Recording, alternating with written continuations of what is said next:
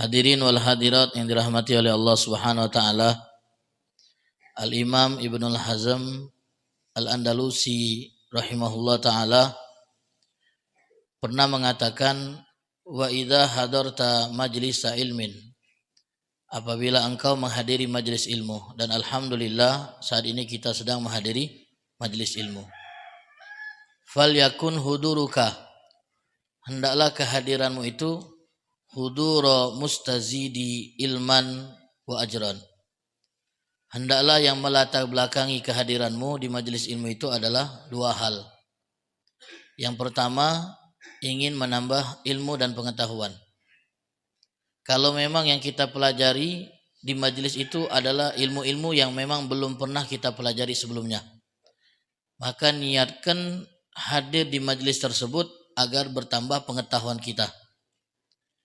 Kalau ternyata yang diajarkan dalam majlis itu adalah kitab-kitab yang sudah kita khotam berkali-kali, maka hendaklah yang melatar belakangi kita hadir di majlis tersebut adalah pahala yang ada di dalamnya.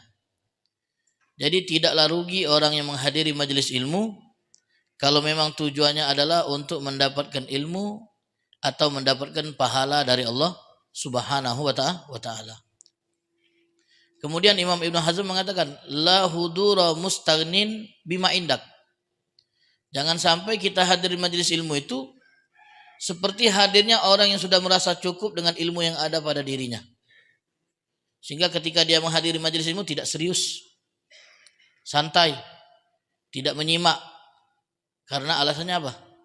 Karena sudah ada pada saya ilmu yang diajarkan, saya sudah mengetahui apa yang disampaikan. Dan lebih parah lagi, apabila dia merasa bahwa yang menyampaikan itu tidak lebih pintar dari saya, sehingga yang dia cari di majelis tersebut adalah taliban asrotan, adalah ketergelinciran yang mengajar, kesalahan. Yang dia cari dari majelis itu adalah kesalahan. Untuk apa? Tusyayyi'uha, untuk kemudian dia viralkan, supaya jatuh martabat dan harga diri orang yang mengajar tersebut, agar ia lebih dipandang dari yang mengajar tersebut. Jadi dia duduk di majelis hanya untuk mencari kesalahan, bukan mencari ilmu atau mencari pahala. Au ghariban tusyanni'uha, atau mencari hal-hal yang aneh untuk kemudian dijadikan sebagai bahan guyonan, untuk dijadikan sebagai olok-olokan. Tadi di majelis tersebut ada orang yang seperti ini kelakuannya. Tadi di majelis tersebut ada kejadian yang lucu. Cuman untuk dijadikan olok-olokan. Kalau ada kesalahan dipiralkan supaya menjatuhkan martabat yang mengajar. Kalau ada hal yang aneh di majelis tersebut dijadikan sebagai bahan guyonan.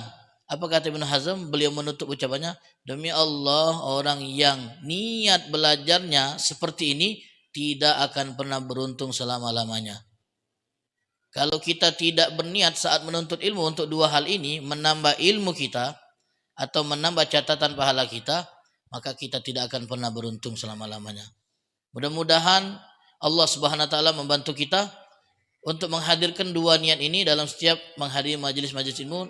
Dan saya yakin mereka yang hadir di majelis yang luar biasa ini tidak mungkin mereka kecuali memiliki dua niat ini, untuk menambah ilmu dan menambah pahala mereka, insyaallah, amin ya rabbal alamin.